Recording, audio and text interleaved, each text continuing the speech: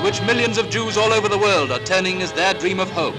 قوارەی ئیسرائیل و قوارەیە دوای زیاتر لە 6 ساڵ لە تنی بۆ ڕۆژهەڵاتی ناوەڕاست و داگیرکردنی خاکی فەڵەستین بەردەوام لە دۆخی شەڕدا بووە لە پێناومانەوە و پەلهاویشتنی بە وڵاتانی ناوچەکەدا. قوارەی ئیسرائیل قوارەیە کە بە خوێن دەژی و لە ڕووی سەربازیەوە هەمیشە لە پەلاماردان و هێرشکردندایە. لە دانوستان و ئاشتیشدا هیچ کات ئامادە نەبووە بە ڕێکەوتنەکانەوە پابند بێت و بەردەوام هەوڵی پێشێلکردنی ئاشتی داوە. هێوربوونەوەی دۆخی شەڕ لەگەڵ ئێران ئیسرائیلی ناچار بەکشانەوە بۆ نێو سنوورە داگیرکراوەکەی نەکرد، بەڵکو بەردەوامە لە هەڕەشەکانی لە وڵاتانی دراوسێ بە تایبەتیش لە لوبنان و تورکیا و ئێران. هێشتاش نەویستووە ڕێکەوتنەکەی ساڵی ڕابردووی ئاشتی لەگەڵ بزوتنەوەی حەماس جێبەجێ بکات. هەمیشە ڕاگررتنی شەڕێک بۆ ئیسرائیل سەرەتای دەستپێکردنی شەڕێکی نوێیە، بەتایبەت لە سایەی ئەم حکوومەتە ڕاستڕەوە توندڕەوەی ئێستا کە بنیامین ناتانیاهۆ سەرۆکایەتی دەکات و هەریەکە لە ئیسرائیل کاتس وەزیری بەرگری و ئیتمار بن غەفیر وەزیری ئاسایشی نەتەوەیەتی کە هەریەکەیان چەندین تاوانی قێزەون و دژە مرۆڤیان ئەنجام داوە و لەلایەن دادگای تاوانەکانی لاهایەوە داوا کراون. بنیامین ناتانیاهۆ سەرۆکوەزیرانی ئیسرائیل. ناتانیاهۆ چەندین تۆمەتی بەرتیلخۆری و تاوانکاری، فێڵکردن، نەپاراستنی ئامانەت لە 3 دۆسیەی سەرەکی گەندەڵی، تاوانی کۆمەڵکوژی و تاوانی جەنگ کە لەلایەن دادگای لاهایەوە بڕیاری دەستگیرکردنی بۆ دەرکراوە. تۆمەتە سەرەکیەکانی خۆیان لە تۆمەتەکانی 1000 و 2000 و 4000دا دەبیننەوە. دۆسیەی 1000 وەرگرتنی بەرتیل و دیاری گرانبەها لە دەوڵەمەندان بەرامبەر کاری سیاسی. دۆسیەی 2000 فێڵ و ناپاکی بەڕێکەوتن لەگەڵ ڕۆژنامەی بەدیعۆت ئاحرانۆت بۆ بڵاوکردنەوەی پروپاگەندەی ئەرێنی بۆ کارەکانی ناوبراو بەرامبەر دەرکردنی چەند بڕیارێک دژی ڕۆژنامە نەیارەکان.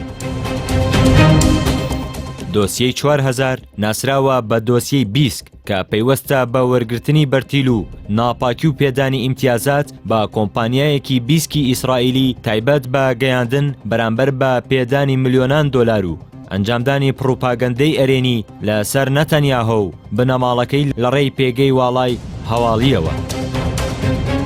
ئیتمار بن غەفیر وەزیری ئاسایشی نەتەوەیی ئیسرائیل لە ژیانی سیاسیدا 50 تاوانی ئاراستە کراوە کە 8یان تایبەتن بە تاوانکاری، گێرە شێوێنی، تێکدانی کاری پۆلیس، هاندان بۆ ڕەگەزپەرستی و هاوکاری ڕێکخراوی تیرۆریستی.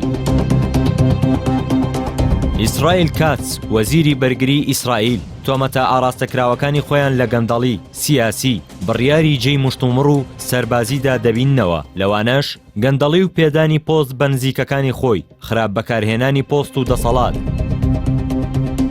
دروستکردنی ئاستەنگ بۆ دانوستانەکانی ئاڵوگۆڕی دیلەکان لەگەڵ حەماس، بڕیاری لێخۆشبوون لە جوولەکە دەستدرێژیکەرەکانی کەناری خۆراوە، تند و تیژی لە بڕیارە سەربازیەکان.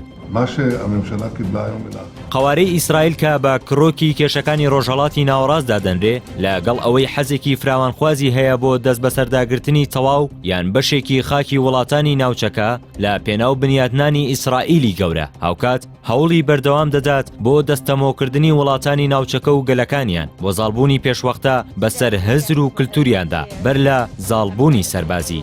قوارەی ئیسرائیل لە پێناو زاڵبوون بەسەر وڵاتانی ناوچەکە لە ڕێگەی چەندین استراتیژی جیاوازی سەربازی، سیاسی، ئابووری و تەکنەلۆژیەوە هەوڵی خۆسەپاندن و سەرکوتکردنی دەوروبەرەکەی دەدات. گرنگترینیان ئەمانن: باڵادەستی سەربازی، پشتگیری نێودەوڵەتی، گەمارۆی ئابووری، شەڕی سیخوڕی، باڵادەستی تەکنەلۆژی، استراتیژی پەرتکە و زاڵبە، ڕێکەوتنامەکانی ئەبراهەم، فراوانخوازی ئەمنی. تاوانی سەرکردەکانی ئیسرائیل بە جۆرێکە کە ئەگەر لە ڕێگەی ڤیتۆی ئەمریکا وڵاتانی دیکەوە پارێزبەندی نێودەوڵەتیان بۆ دەستەبەر بکرێت، ئەوە مەحاڵە لە لێپرسینەوەی ناوخۆیی دەرباز ببن بۆ پێی چەندین سەرکردە و سەرۆکوەزیرانی پێشووی ئەو قوارەیە دوای کۆتایی هاتنی دەسەڵاتەکانیان دادگایی کراون و ژیانیان لە زیندان بەسەر بردووە.